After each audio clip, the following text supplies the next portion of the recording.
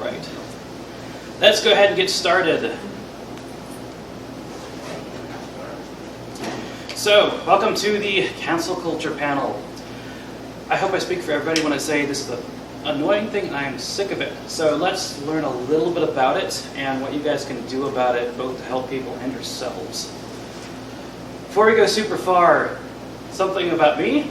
My name is Fox Reno, or Foxglove.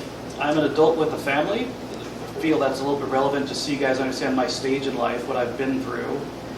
I'm an AWOO board member, one of the people that helps make AWOO when this event happens. I'm a founder of 2 conventions, and I'm sure a few people will argue, depending on what your definition of that is. It doesn't matter to me if people say I'm not, but I help put more than one together, including this one. I'm also that pretty lady's husband who just walked in.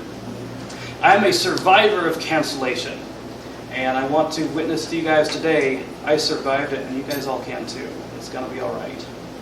I am a veteran of 4 years in hell. Gone through it, and you know what? I can tell you a lot about it. That said, I'm not a clinical psychologist, I'm not a political strategist. This is going to be a tiny bit political in nature, but I'm going to try to avoid that as much as possible because it's something that can affect pretty much anybody or come from almost any group. I'm not a published researcher. I'm not perfect. I don't always take all my own advice, even though I try to. And this is not financial advice. So a quick note, because I know I'm going to say a couple things that make it confusing. When I say we and us, I'm not talking about political camps. I'm talking about victims of cancel culture or people who just don't want to do it. Think it's a bad thing. We want to not be mean to people. When I say they and them, again, I'm not talking about political party, camp, even a social group. I mean people who commit cancel culture, purvey it, or think it's a great thing and we should totally do it and hunt down every single Nazi we can find and punch them. That's them, not... All right. So, before we get super far into this, what is cancel culture specifically? Because that's a pretty new term and I've heard it mean just about everything. I'm going to define it for the purpose of this panel.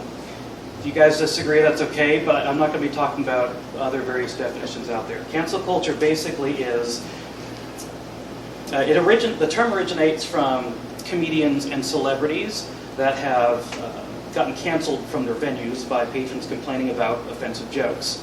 Basically, somebody makes an offensive joke about whatever group or person or whatever, people get mad, and they will send nasty grams to the venue, say, we're going to tarnish your reputation if you don't kick the comedian out. It's a method of controlling somebody, and it's a method of abuse. It's also extrajudicial, which is a big word for saying you don't get a jury trial, it's a trial by mob and popular opinion, so don't expect it to be fair. Cancel culture is an attempt to effectively remove somebody from society for an offense, whether it's real or just perceived. It has 3 main targets. It will target your finance, it will target your social life, and it will target you emotionally. The goal is to ruin somebody without risk to self or gruesome publicity, because violence is risky. I don't want to get punched back, and also looks really bad. So we're going to try and do everything we can without looking bad. Cancel culture can escalate into violence, but violence, rioting, warfare, these aren't cancel culture. It can turn into that, but these are a different problem that have very different solutions we're not going to talk about. Cancel culture is not violence or terrorism. Cancel culture isn't an organization. It's more of a culture. That's why we call it culture, not the official church of cancel. It's not like that. It's also not blackmail, and it's also not individual bullying. If it's just one person being a jerk, you're not being canceled, you just have a jerk. It's also not criticism alone, because it has to have an inherent threat. Just somebody says, I don't like you, you're not being canceled. And a dozen people say they don't like you, you're not being canceled until it targets something like your finances, your social life, or your emotions. It's also not boycotting, because cancel culture is a method of control. Boycotting is elective. I can choose not to buy something from somebody. Cancel culture is you'd better not buy something from somebody I don't like. Campaigns against an individual running or holding public office, I'm going to rule that out, because if there's a reason you think that they're not qualified for it, that's your decision, regardless of what it is. But stop when it gets past that. If they lose the race and not running, don't keep going after their friends, family, money, and all that. Let people live their lives. when they're no longer holding public office. They're no longer accountable to you at that point. Cancel culture is not exclusive to one philosophy or one political party, but it is a very totalitarian thing in nature. So not every single group is as susceptible to it as others. And it's also not always successful. Some victim of cancel cultures will land on their feet or have it backfire entirely. Have you ever heard of the Streisand effect? Yeah, sometimes say, don't hang out with that person, and you're like, wait, what person? What person? Oh, that's a cool person, and once in a while it'll turn out well. These are the stories you often hear about, successful people afterwards. They're the minority, though. So just because it looks good for a few people, that's not the most likely outcome. Does everybody have an understanding what cancel culture is and isn't, at least for this example? Cool. So the goals of cancel culture are to push a status quo within a circle of influence, which can be a social circle, it can be a company, whatever you may be. It could also be your local Telegram group or Twitter circles, whatever. It also has a goal of preventing accountability by establishing a loose collective to enforce whatever the goal of the culture is, without having an efficient organization. Over here, this is a picture of the Capitol Hill Autonomous Zone, where a mob took over an entire block of Seattle, Washington for, I think it was about 3 weeks. The entire place was trashed and destroyed. Just a quick question for you. Who goes to jail for that? Is it that guy? Or maybe that one? By not having an actual structure or hierarchy, it makes it almost impossible to actually do anything about it, because it's a mob. It's the same tactic that mobs actually use in real life, like that. They'll all dress the same because how do you catch anybody? Who's in charge? Well, nobody is technically.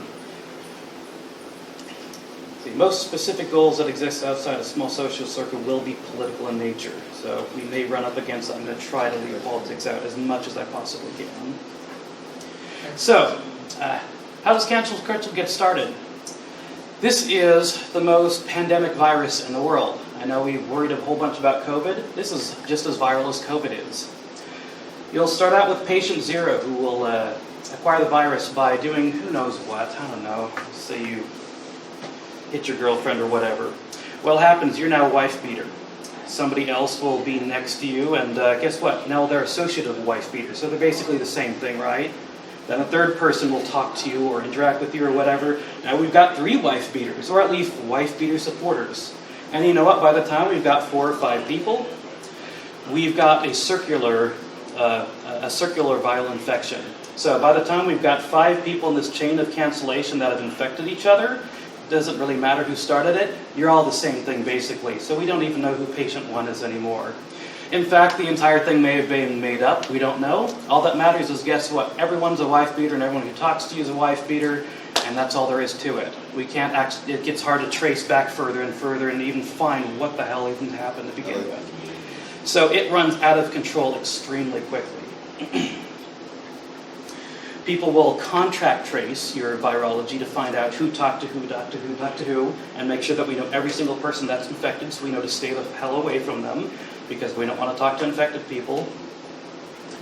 You can build up some immunity to being canceled by participating in canceling other people, or at least reaffirming that they're bad people, even if you just echo what other people say, or verbalizing rhetoric or displaying icons, symbols, whatever, in support of whatever the cancel culture's goal is. But note that you can't actually have a complete immunity to cancel culture. It's not possible because you can only build up resistance, and the virus, unlike real viruses, gets stronger over time, whereas most viruses tend to taper out. You'll see something called purity spirals come up just a little bit later. So, 3 main targets of cancel culture: financial, social, and emotional. What we want to try and do if we want to cancel somebody is we want to make them dependent on, an organization or group that's run by cancel culture. For example, maybe it's your friend group or something like that, or maybe it's your company or something. And use the dependency as leverage, an ever-present threat to keep people in line for whatever the cause is. Who cares? Then, for people who dissent, leave them penniless, voiceless, demoralized, and completely alone, which effectively means they are useless and no longer a threat to whatever cancel culture is trying to accomplish. So, you guys might not run into this one a whole bunch. With financial targeting, this is where cancel culture originally started from. With targeting used on comedians and celebrities to target their income, their ability to pay rent, take care of their families, and basically extort people into submission. For people with normal jobs, it can mean creating official policies, HR policies that enforce certain behaviors or things, enforce causes. Or it can be for the public. Maybe you guys have seen some people lose their jobs over Twitter, mob their workplace to try and get them fired. Or for freelancers, these are probably the most vulnerable people. These are people, who probably work within the community, especially for you furries and such. People who do artwork and such, tarnishing their reputation on social media, making sure nobody will buy anything from them. That really hurts people because their income, their rent, their families depend on it. This may be a little bit more, something you guys have seen a little bit more, the social angle. It's most common for everyday people who aren't public figures, and it's also the most effective and the most systemic. You can actually see the patterns really easy of what typically takes place. It targets a person's social connections and support groups. People who are socially awkward or impressionable, maybe a bit more vulnerable if you don't have a large friend group or various friend groups. So the internet and people's entire lives being online have made it way, way easier and more devastating. This wasn't as big of a problem 10, 15 years ago. For anyone who's young, I just want you to know this isn't normal. Being afraid of Twitter constantly wasn't a thing before Twitter came to be in, 2008 or something? And it didn't get bad until years after. You've probably seen it in real life, though. Even if you're old, you probably remember cancel culture not being so bad, but you've seen it around. It'll be social cliques. It'll be your friend group saying, hey, guess what? We're not all going to hang out with you unless whatever. I don't know, like our favorite sports team. It could be something stupid. But it's not exclusive to online. It's just most easily transmitted online. So we see it there the most. We associate it with that. But it happens in real life too. Online, the easy things you'll see all the time is deplatforming, banning, kicking people out of circles or whatever, and call-outs, or those, I think you guys call them bewares, right? Basically, people put a list of grievance out and spread it so everybody knows how awful someone is. The way you establish a dependency socially, is that big enough for people to read? So just barely.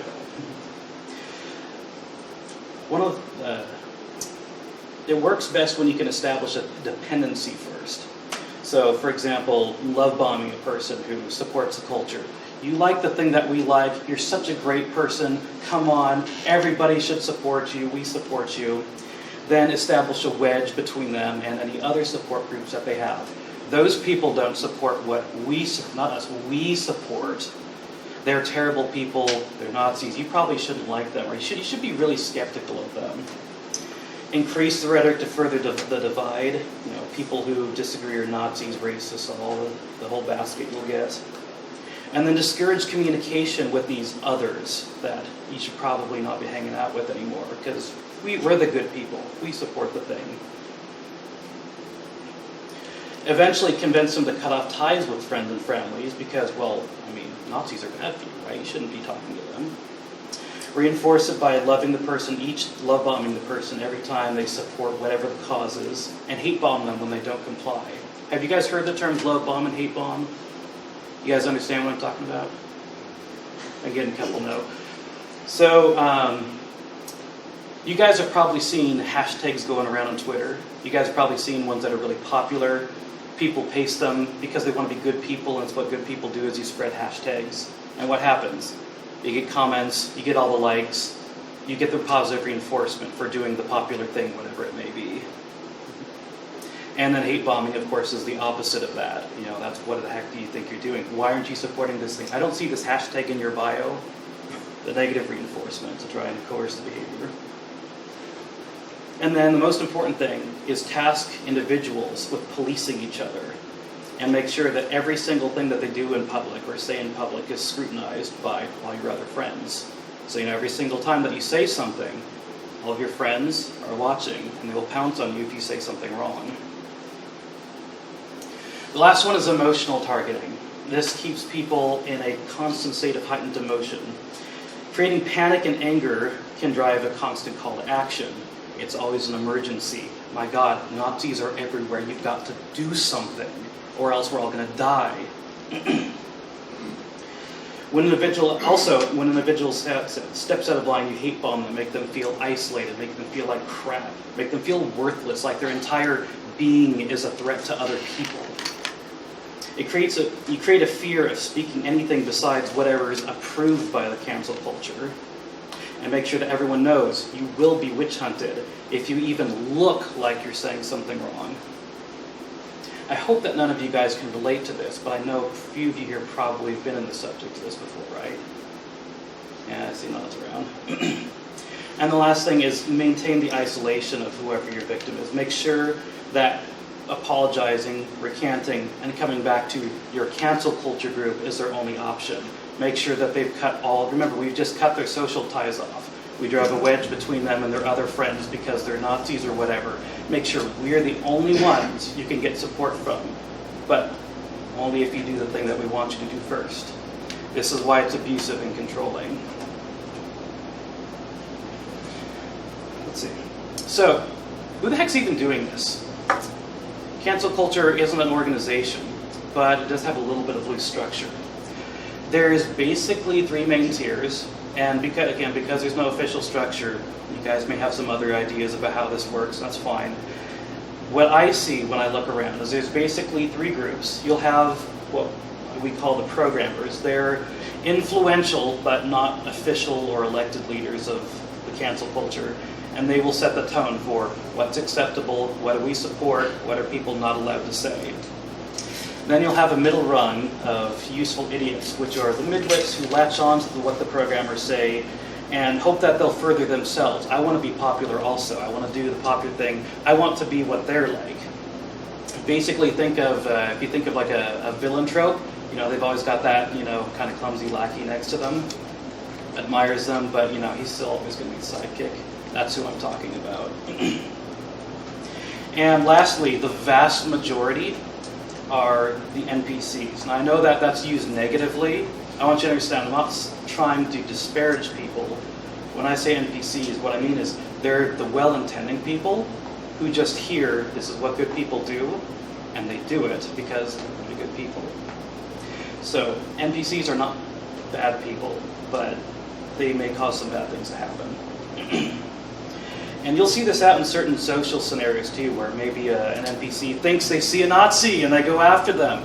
And you'll see somebody who's more influential, like one of the programmers, who will say, actually, hold on, no, they're good. You misunderstood, they'll put them in line. They'll keep track of who's canceled or not. You may see that if you watch way too much Twitter like I have, unfortunately. So, time to make a choice. Which road are we going to go down first? Are we going to get canceled, or are we going to try and not get canceled and appease whatever the demands are on Twitter or what have you? Well, first, before any of you guys decide to be wisecrackers, it's really, really hard to not take a choice. What you'll find is that the cancel culture mob usually doesn't allow for neutrality. You've probably heard some of the slogans, if you're not with us, you're against us. Silence is violence. The personal is political. There have been many revolutionary slogans throughout history. They don't like people that sit on the fence. You either join in or we're going to treat you like the bad guys.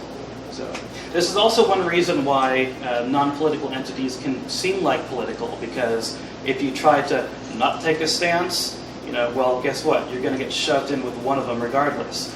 That sound like any particular event you may have been to recently? I know we've said it before, the Woo Association and the Free For All, we're not a political organization, we're just a free convention, but I know people have said way, way more times than we have what else they want us to be instead. So it will happen. Keeping your head down can help, but it only gets you so far, depending on how publicly visible you are. If you're all over Twitter, not going to get you very far. If you live off the grid, you might be okay. Speaking of which, what would attempted neutrality look like? Because cancel culture targets your financial, social, and emotional susceptibilities, if you want to be financially independent and uncancelable, you basically got to be self-sufficient, lived in the woods, learned to hunt's a good start. Because social, well, you have to have no friends, because that's the only way people can not cut you off from other people. And emotional, you pretty much have to be a sociopath and not care what anybody says about you, regardless if it's a good idea or not. So it's not the most practical thing. Essentially, because when people try to cancel you, they try to take away your finances, your relationships, and your emotional stabilities.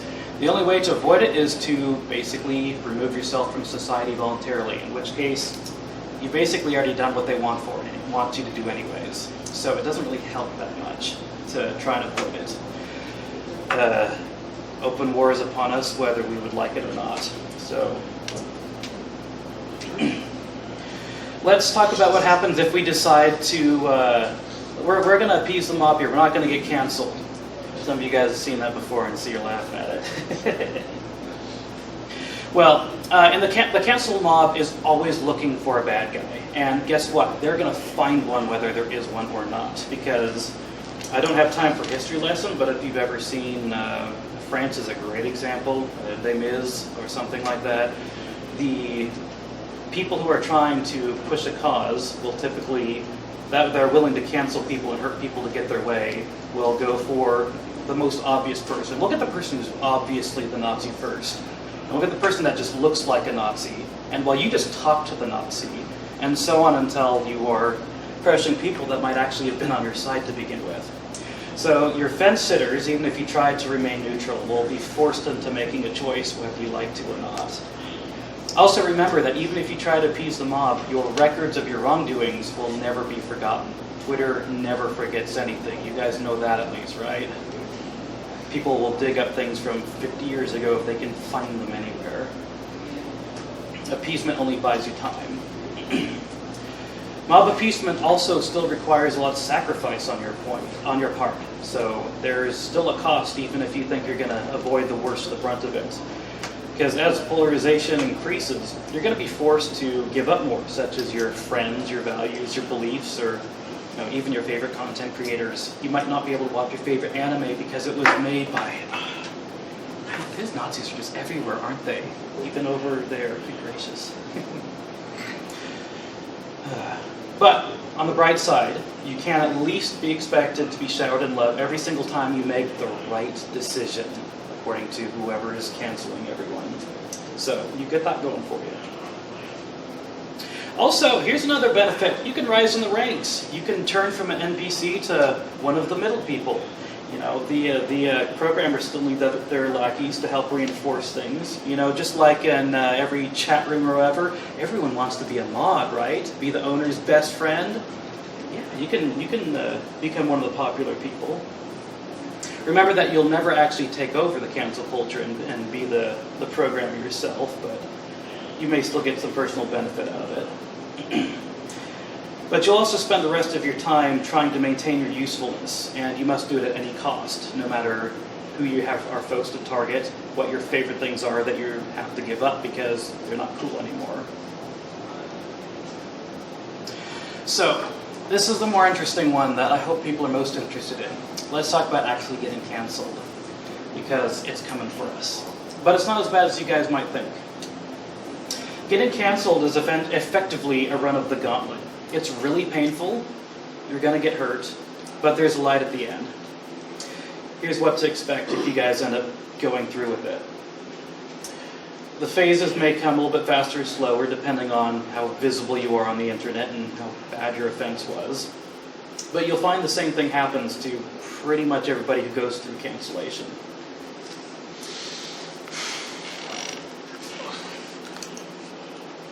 So the first one is the broken window policing. That's the phase where somebody first steps out of line. You say something that you probably shouldn't, or you talk to somebody that maybe you shouldn't. The first things that you'll get is, I'm sure you didn't know better. You need to educate yourself. I want to help you be a better person. That's why I'm telling you not to associate with that person. Don't even talk to them. Their ideas are dangerous. The second will be the straight-up accusation, because guess what? We already warned you once. We tried to help you. Now we're letting you know, putting you on notice. Because of your words and action, you are racist, pedophile, whatever it is. It doesn't have to match whatever you did. You don't even have to do it. The third one is, if that doesn't get you to recant and decide, you know, never mind, sorry, I don't want to go through this, I don't want to be a Nazi, the reinforcements will come. This is when the mob gets whipped up, and this is why you see it most online, more than just in real life. At this point, whoever is deciding to cancel you, well, you start gossiping among other people, bringing them to levy the same accusation, and using the numbers to apply peer pressure. Now it's not just one person calling you Nazi, now it's 15, and guess what? They're probably your friends, because they tried to pull you into the group and isolate you from anyone else who was your friend outside of it.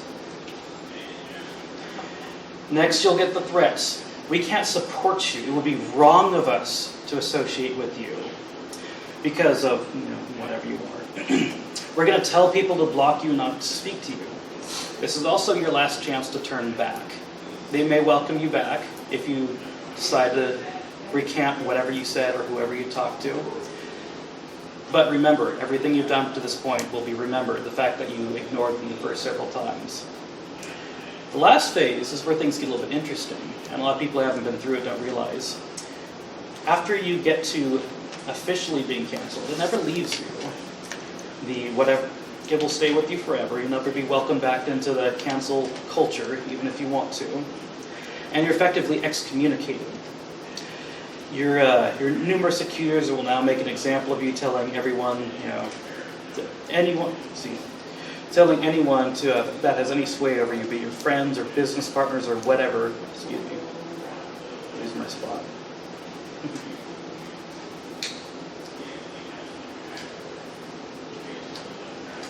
There we go. Now and forever, anyone who follows canceled person will also be canceled or blocked or whatever. And then you become the infamous. I know Two's talked about this a little bit, especially as comedy show last night. Remember how the things he was accused of just kind of kept growing and growing and growing to the point of ridiculousness? Well, after you're effectively removed from your culture, you become a legend. Because remember, nobody talks to you anymore. They've all put you aside. So there's a divide between the two, and the legends will just grow. And the things that people will say about you, my gosh, it's amazing. Peaceful sat on 50 babies and suffocated them all. Did you guys know that? It's true, I swear. This is where things start to get a little bit better for you, because people who talk like that, I have a few doubts about that story, and I know most normal people do also. And you start to get a bit of crying wolf engaging here, to where normal, non-crazy people will start to sympathize with you a little bit. We're almost at the end of the gauntlet here. Keep in mind when people say things like this, arguing with them is useless because people can make up lies way faster than you can possibly hope to defend yourself. And the last thing is normalization. We've come to the end, and while you'll have some injuries from it, and some of them will heal, some of them won't, you're now on the other side and ready to live post-cancel. I'm going to talk about the benefits of being canceled just a bit. Before we get to that, how do we stop it? What is the most effective thing we can do about cancel culture if we don't want to see more people get hurt by it? The best thing I propose is to create an alternative. Cancel culture relies on ostracization and isolation of people. That's why they call it canceling them. This isolation also prevents escape. That's why it's abusive and controlling. It keeps people from noticing or creating better alternative ideas or becoming part of a better alternative. Iron curtains are meant to keep people in, not out. So, sorry. Our strongest and most permanent recourse for cancel culture is to create our own support network outside the reach of the programmers who want to control a seasoned cancel culture. This is easier said than done because to do so you have to be willing to go through the process of getting canceled. You can't be an alternative if you're still living under cancel culture itself. Cancellation is painful, and the people who endure it first also suffer the most. But this alternative is being created every day, and it gets better with every single person who joins it. and it's awaiting anyone else who braves the gauntlet to make it to the other side. This is one of the inspirations for why we put together Free For All. We're making an alternative for people to come to. So, how can you help yourselves? Because cancel culture depends on isolation and dependency, the most susceptible people are those people who are dependent on others with all eggs in very few baskets. It makes it so that you have few vulnerabilities that will destroy you. So, do establish other social circles. I know this fandom is really important to you guys, but I want you guys to have friends outside of it. Have other hobbies, other interests, neighborhoods. Make sure that when one friend circle decides to turn on you, make sure that you have other people that are willing to stand by you, because you need them. Humans always are social people, and we need that. Create relationships with people in the real world. Twitter is not real life. And online relationships are good, but they're not the same as the people next to you. This is one of the reasons we really hope that if you get one thing out of Free For All, we really hope you make some new friends, because they're right next to you and they're real, unlike most of the people on Twitter. Have more than one hobby. Gain financial and emotional self-sufficiency with emergency level urgency. The less you depend on other people, the harder it is for people to cut you off from the things you need. Learn lots of skills to decrease your reliance on others. Get the hell off of Twitter, for God's sake, if you can. Make lots of new friends here today. And keep things in perspective. Twitter, again, is not real life. I'm going to say this like 50 times today. I know it feels like the world's ending when everyone on Twitter is against you. Twitter isn't real. The people on it exist somewhere off. They never cared about you to begin with. Why do we care about them?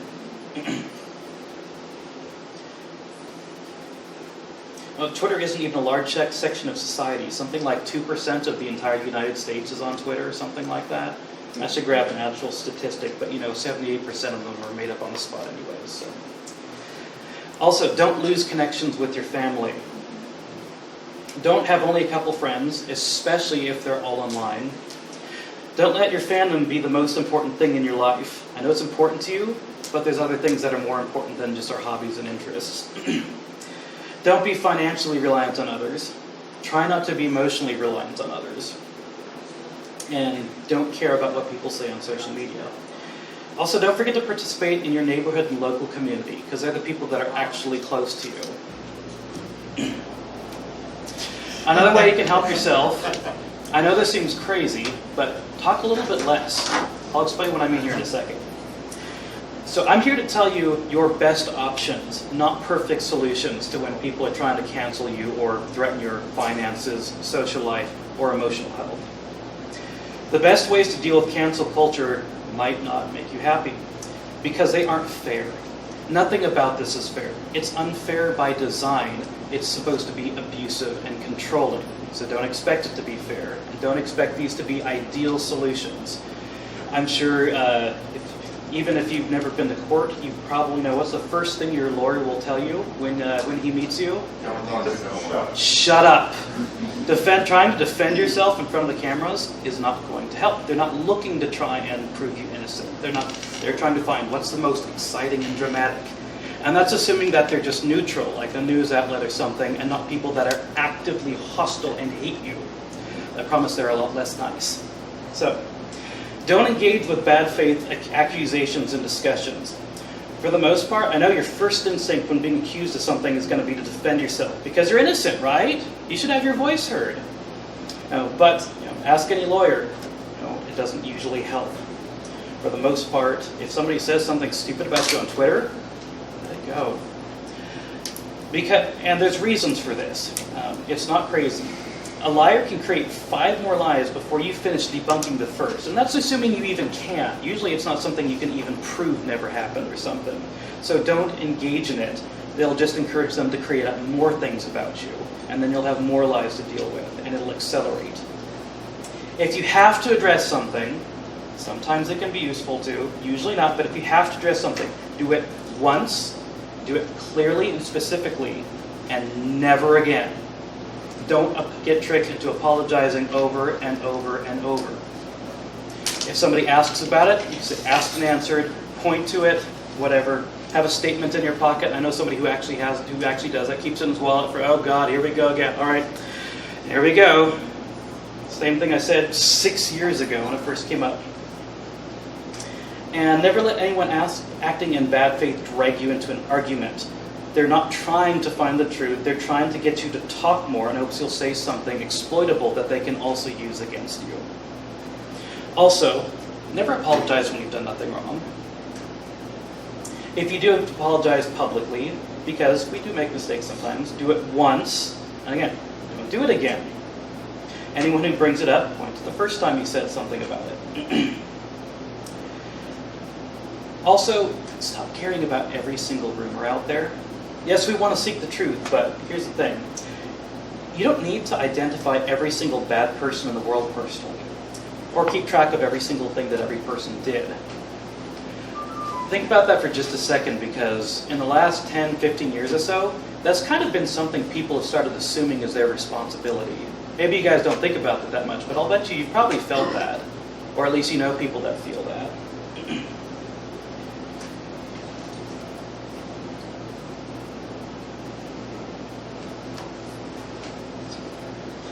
A little bit about detecting bad faith, because there are some people out there that actually care whether they're being helpful or not.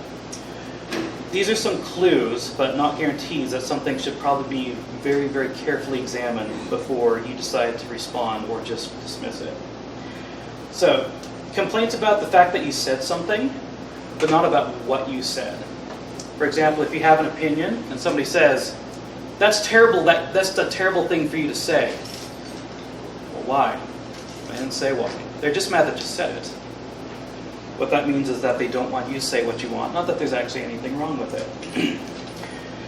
Complaints where the misdeed is expected to be understood rather than explained. Statements that could easily be answered with, "Well, so what?" Just like that. "I don't like the fact that you said that opinion." Okay, well, why? For example, "I'm concerned that some group is saying that they're associated with you." Well, why is that a bad thing? Somebody said that I hung out with them. So? Doesn't sound like somebody that's actually concerned about me. Sounds like they're just mad that I talked to someone they don't like. This is something you'll probably see a lot on Twitter, especially these days. Complaints about two things that cannot be simultaneously true at the same time. For example, some event is a massive threat to the community and must be dealt with. But also, this event is a joke of failure and totally doomed, and probably only have 5 attendees. Well, how's it such a big threat then if only 5 people are going to show up to it? Doesn't sound like people actually have a legitimate complaint with it. It sounds like it's in bad faith and they just don't like the events happening. So, don't answer your questions. They are dirty, dirty smear merchants.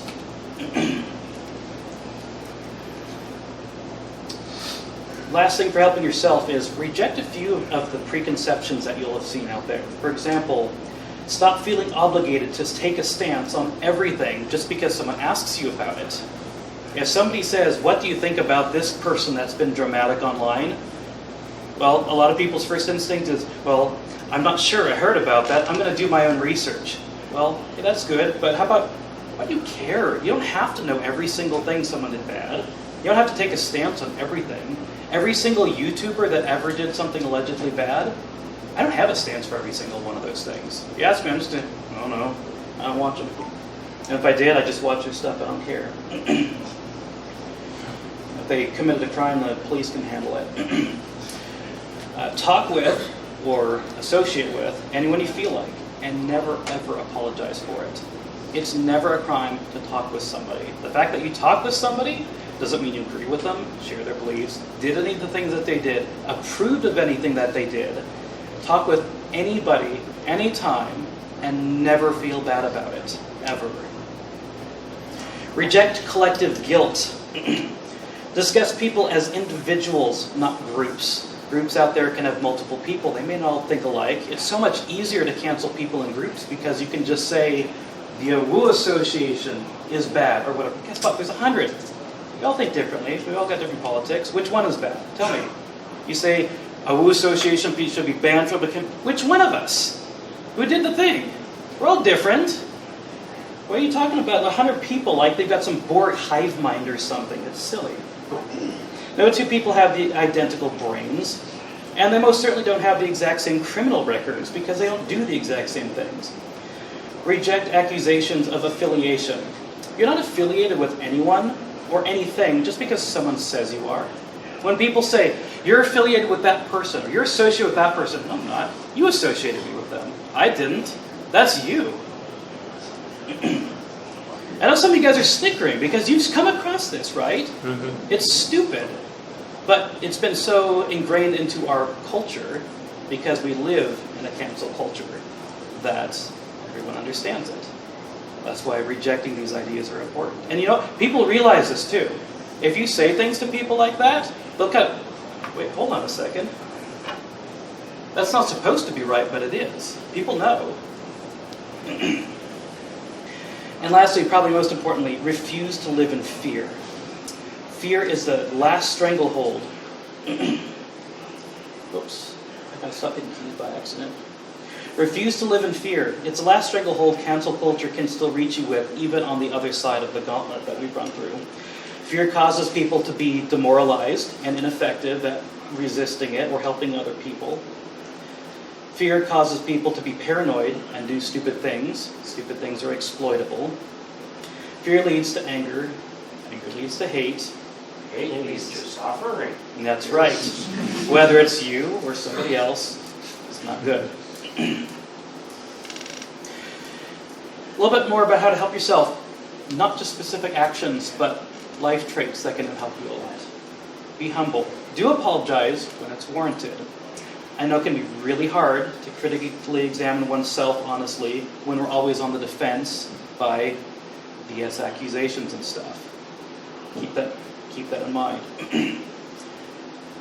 Be principled. Apply the same standards to people that you don't like. Cancel culture is not exclusive to any one person or group. It's really easy for us to become the exact same thing. At that point, we're no better. Be forgiving. Our parallel structures, or social groups, or friend groups, conventions, everything, they only grow by allowing people formerly inside cancel culture to join us, just like how we got here. Not by taking revenge on them. Remember, most of them are victims of the abuse cycle too. I know it can feel really hard because some of them have hurt us, but this is the truth.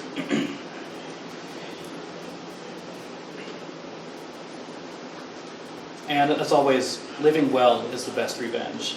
Don't become obsessed with getting back at people. Helping others, if you guys have already been through it.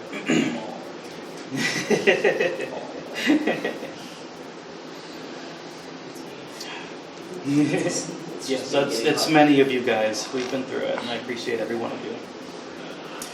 The most important thing to be able to help other people that are victims of cancel culture is to either be pre-counseled or 100% determined in your resolve when it inevitably comes for you.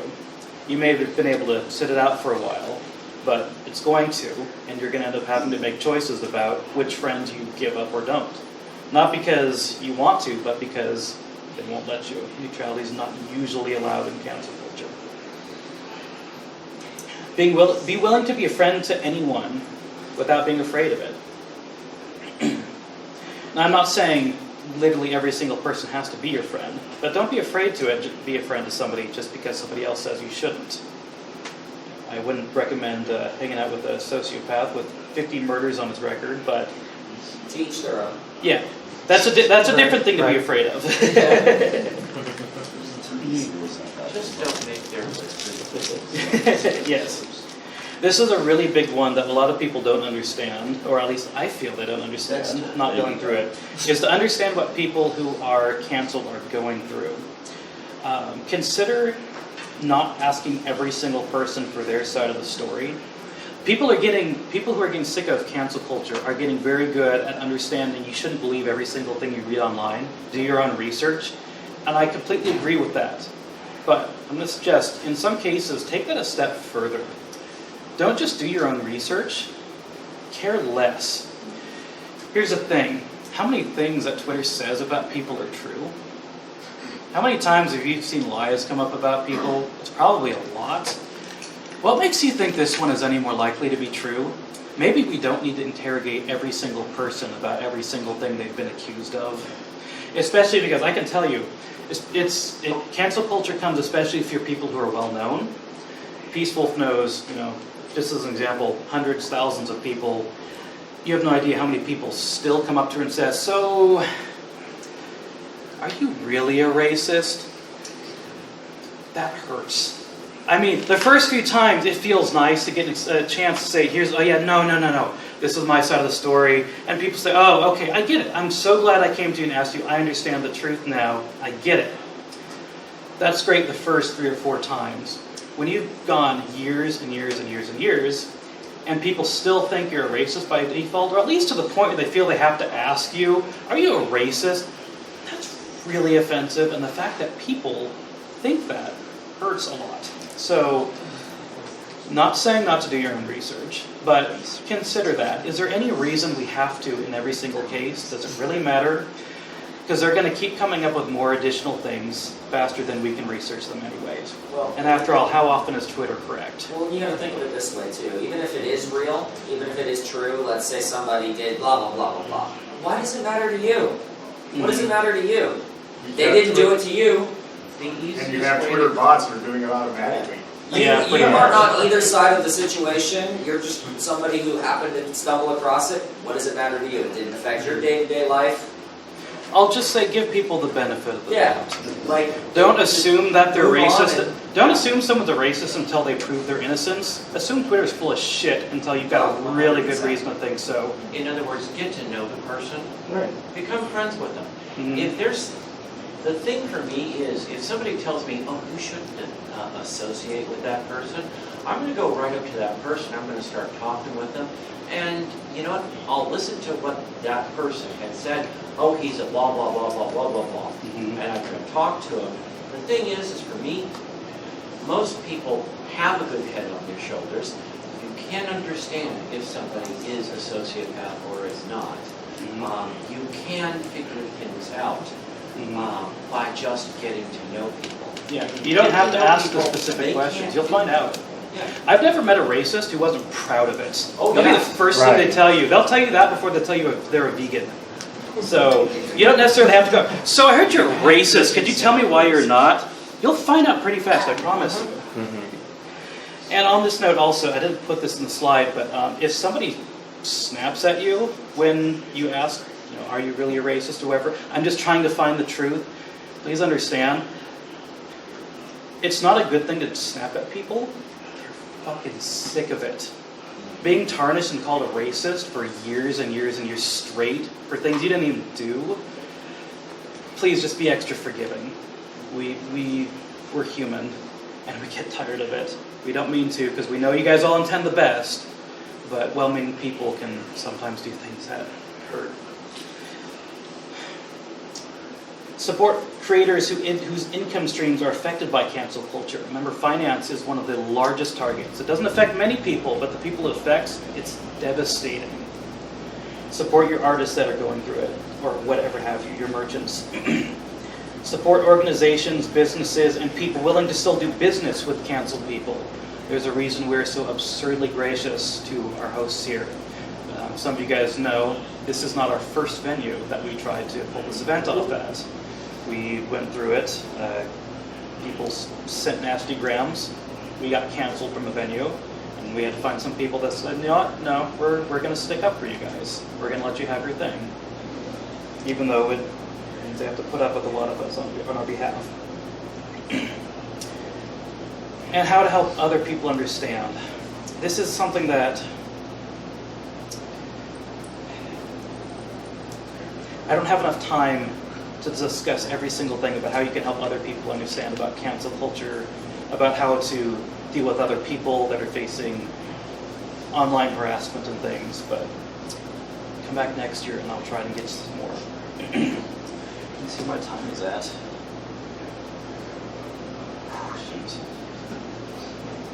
Alright. I'm going to skip our case studies. We've got about 10 minutes left. Just so you guys know, WooAssociation.org is our website. If you guys want to get in touch with me, I'm on Gavin Mines if you want to ask additional questions, then I've only got 10 minutes. There's my email, and don't look for me on Twitter. I have a handle there, but I'm not going to respond to anything. I've used it like 20 times or so. I'm basically off of it. I appreciate you sitting through that excessively long-winded lecture, and I'm so impressed that every single person, oh wait, no, one of you's asleep, never mind. Almost every single one of you lasted through it. Do you guys have any questions for me? And just keeping in mind, again, not financial advice, but I've been through quite a bit of it. Yes? Please tell us that your presentation is available on the internet. You know, it's not. I did. Like to Hold have a on. copy. Yeah, hold on. I did not have time to get permission to. One of the reasons I listed the website is because I want to make it available.